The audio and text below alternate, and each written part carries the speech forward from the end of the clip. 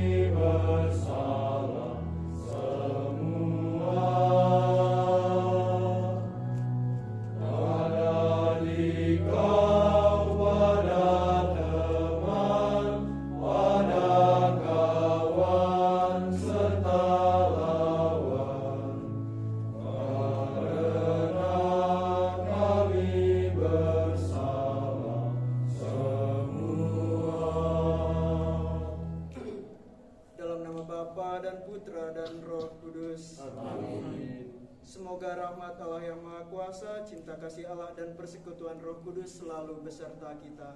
Sekarang dan selamanya. Para postulan yang terkasih, dalam nama Tuhan kita Yesus Kristus, sekarang ini kita hidup di zaman milenial. Di zaman milenial ini, sosial media sungguh berkembang dan dipakai oleh seluruh kalangan, mulai dari yang muda sampai yang tua, dari masyarakat menengah sampai dengan pejabat-pejabat, semuanya menggunakan sosial media. Para pengguna sosmed ini menginginkan untuk memiliki followers atau pengikut yang banyak, yang membuat mereka terkadang melakukan sebuah pencitraan dan bertindak munafik hanya untuk mendapatkan followers yang banyak. Dalam bacaan-bacaan hari ini, kita diperlihatkan sikap dari setiap pribadi yang bertolak belakang. Paulus dan Yesus melambangkan setiap pribadi yang memiliki sikap jujur dan apa adanya. Sedangkan para ahli Taurat dan orang-orang Farisi melambangkan setiap pribadi yang mementingkan tampilan luar tanpa memperdulikan kebohongan yang mereka buat demi mempercantik tampilan luar itu. Sadar bahwa seringkali kita bersikap tidak jujur demi disenangi orang banyak, maka marilah kita menyesali sikap kita dan mohon ampun dari Tuhan agar kita layak mengikuti perayaan ibadat sabda kita pada sore hari ini. Saya mengaku kepada Allah yang Maha Kuasa dan kepada saudara sekalian bahwa saya telah berdosa dengan pikiran dan perkataan, dengan perbuatan dan kelalaian. Saya berdosa, saya sungguh berdosa. Oleh sebab itu saya memohon kepada Santa Perawan Maria, kepada para malaikat dan orang kudus, dan kepada saudara sekalian, supaya mendoakan saya pada Allah Tuhan kita. Semoga Allah yang Maha Kuasa mengasihi kita, mengampuni dosa kita dan menghantar kita ke hidup yang kekal. Amin. Marilah berdoa. Allah Bapa kami yang kudus, semoga hati kami terus Engkau tuntun untuk lebih condong kepada kejujuran dalam setiap perkataan dan perbuatan kami. Ajarilah kami supaya menaruh kasih dan kebenaran setiap waktu dan menjadikan hidup kami lebih berharga bagi orang lain. Maka buatlah kami untuk mengenal kasih-Mu dan percaya kepadamu. Demi Kristus Tuhan dan pengantara kami, yang hidup dan berkuasa bersama Dikau dalam persekutuan Roh Kudus, Allah, kini dan sepanjang segala masa. Amin. Marilah kita mendengarkan bacaan-bacaan suci.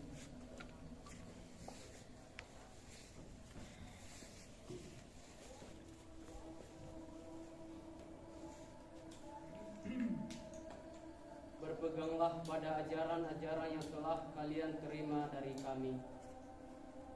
Pembacaan dari surat kedua Rasul Paulus kepada jemaat di Tesalonika. Saudara-saudara, tentang kedatangan Tuhan kita Yesus Kristus dan berkumpulnya kita dengan Dia, kami meminta kepadamu, jangan lekas bingung dan gelisah, baik oleh ilham roh maupun oleh kabar atau surat yang dikatakan berasal dari kami, seolah-olah hari Tuhan telah tiba. Hendaknya kalian jangan sampai disesatkan orang dengan cara bagaimanapun juga. Allah dari mulanya telah memilih kalian untuk diselamatkan dalam roh yang menguduskan kalian dan dalam kebenarannya yang kalian percayai. Untuk itulah Ia telah memanggil kalian lewat Injil yang kami wartakan, sehingga kalian dapat memperoleh kemuliaan Yesus Kristus Tuhan kita. Sebab itu berdirilah teguh dan berpeganglah pada ajaran-ajaran yang kalian terima dari kami, baik secara lisan maupun secara tertulis. Semoga Tuhan kita Yesus Kristus dan Allah Bapa kita menghibur dan memperkuat hatimu dalam segala karya dan tutur kata yang baik. Sebab Allah mengasihi kita, Ia memberi kita hiburan abadi dan harapan baik karena kasih karunia-Nya. Demikianlah sabda Tuhan.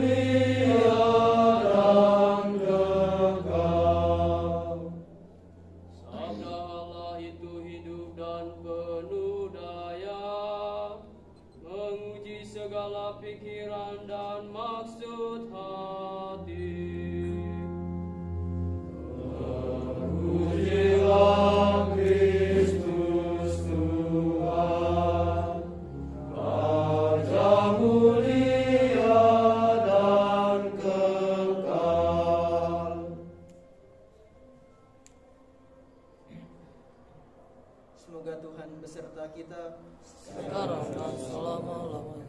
Inilah Injil suci menurut Matius. Pada waktu itu Yesus bersabda, "Celakalah kalian, hai ahli Taurat dan orang-orang Farisi, hai kalian orang-orang munafik. Sebab persepuluhan dari selasi, adas manis dan jinten kalian bayar, tetapi yang terpenting dalam hukum Taurat kalian abaikan, yaitu keadilan, belas kasih, dan kesetiaan. Yang satu harus dilakukan, tetapi yang lain jangan diabaikan. Hai kalian pemimpin-pemimpin buta, nyamuk kalian tepiskan dari minumanmu, tetapi unta di dalamnya kalian telan. Celakalah kalian, hai ahli-ahli Taurat dan orang-orang Farisi, hai kalian orang-orang munafik. Sebab cawan dan pinggan kalian bersihkan sebelah luarnya, tetapi sebelah dalamnya penuh rampasan dan kerakusan. Hai orang-orang Farisi yang buta, bersihkanlah dahulu sebelah dalam cawan itu, maka sebelah luarnya juga akan bersih. Demikianlah sabda Tuhan. Terpujilah Kristus.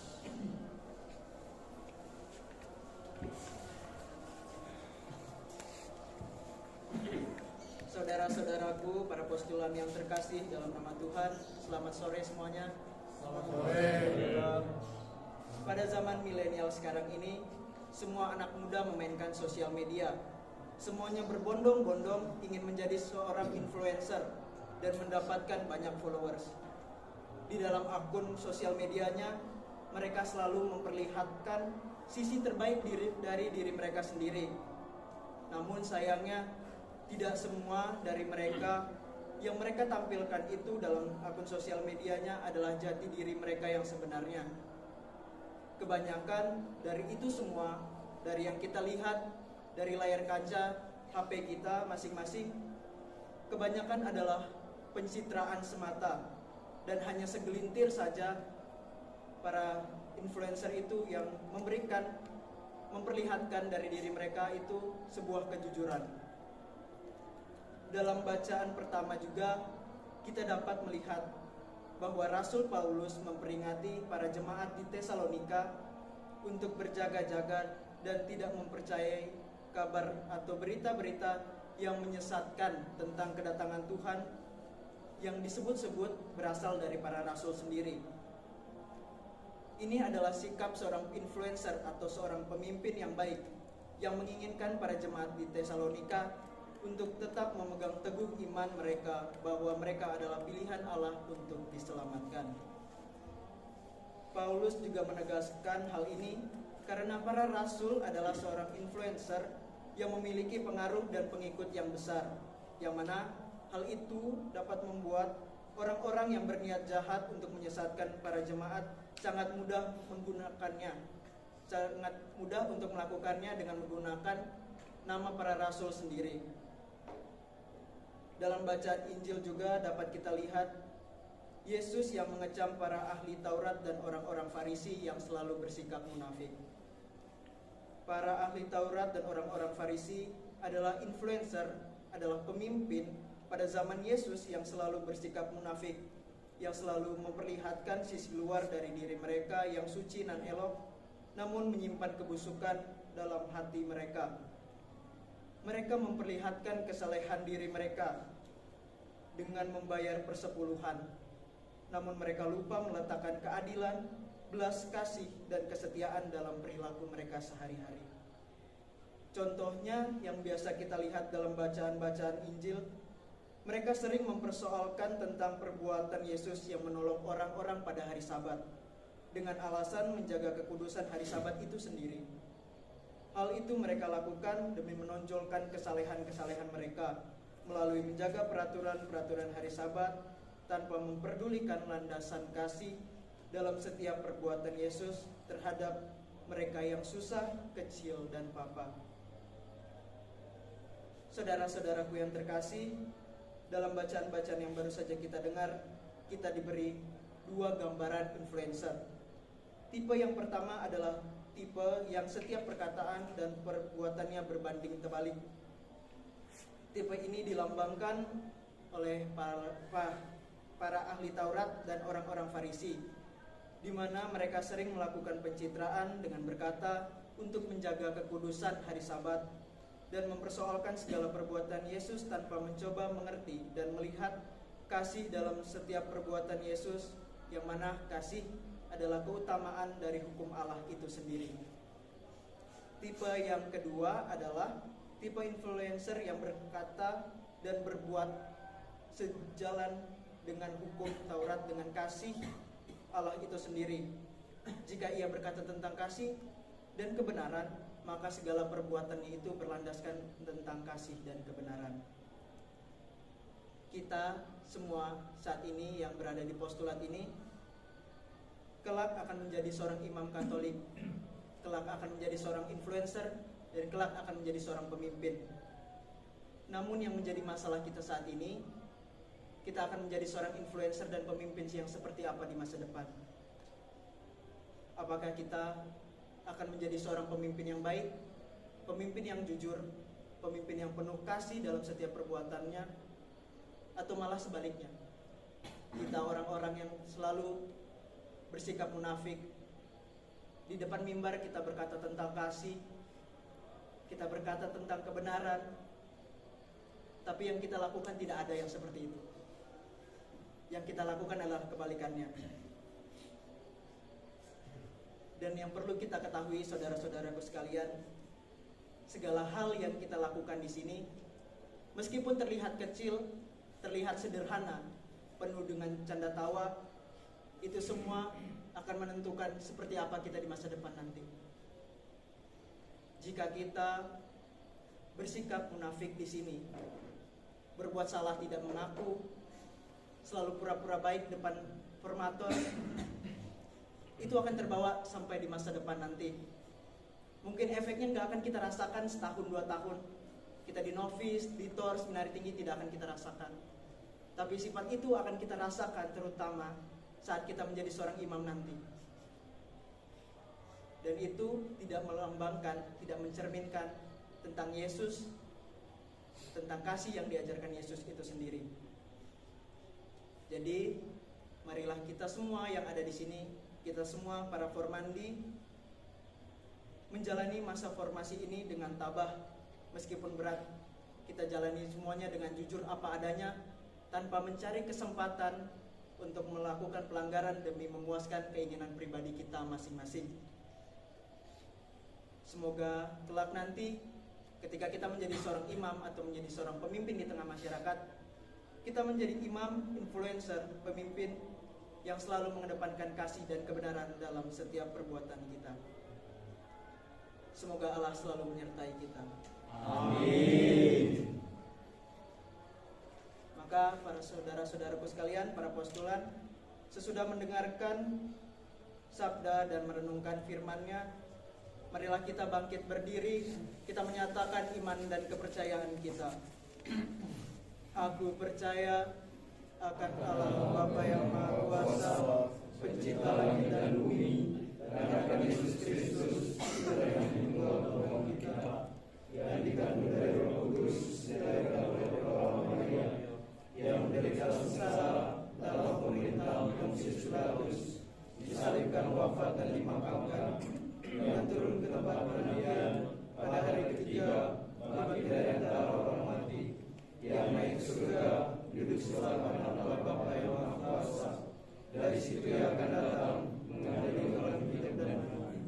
Aku percaya akan Roh Kudus, Gereja Katolik yang kudus, persekutuan para kudus, pengampunan dosa, kebangkitan badan, kehidupan kekal. Doa umat. Saudara-saudara, marilah kita dengan segenap hati memanjatkan doa kepada Allah yang Maha Kuasa, yang dengan setia mendengarkan doa orang beriman.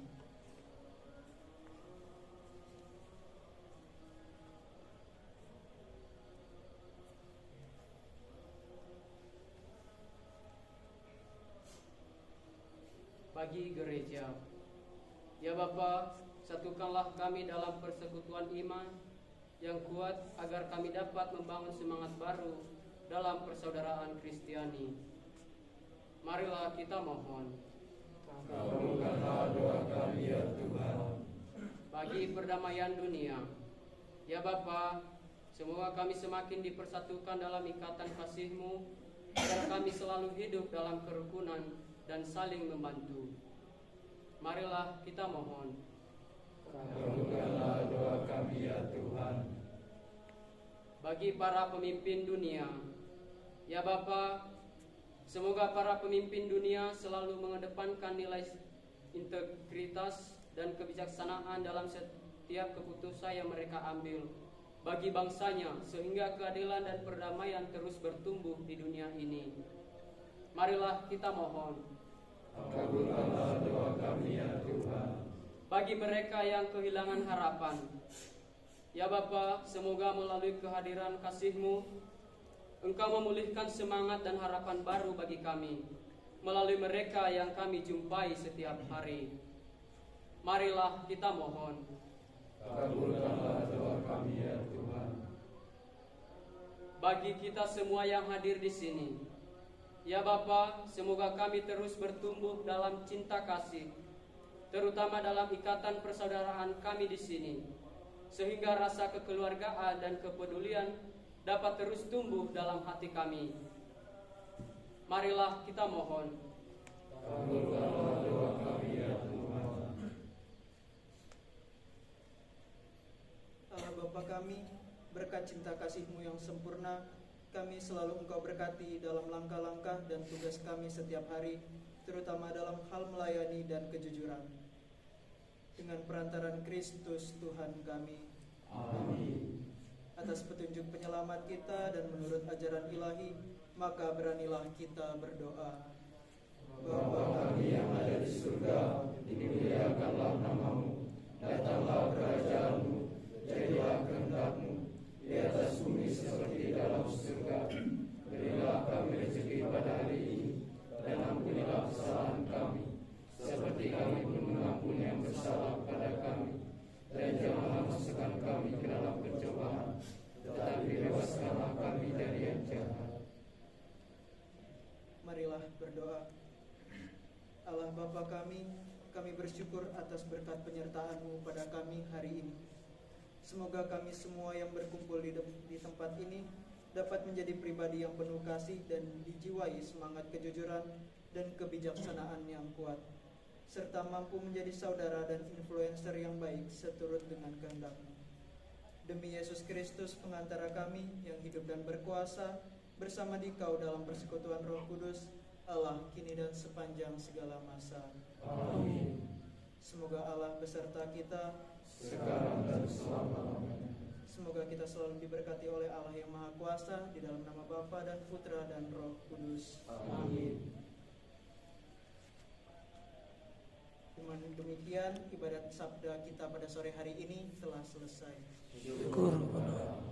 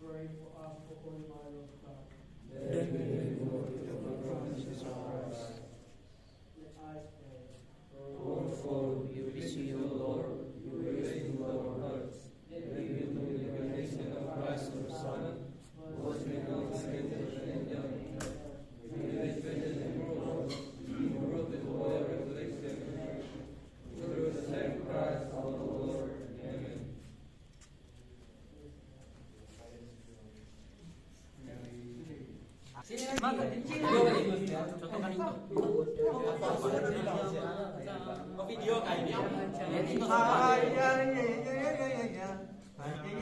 ini.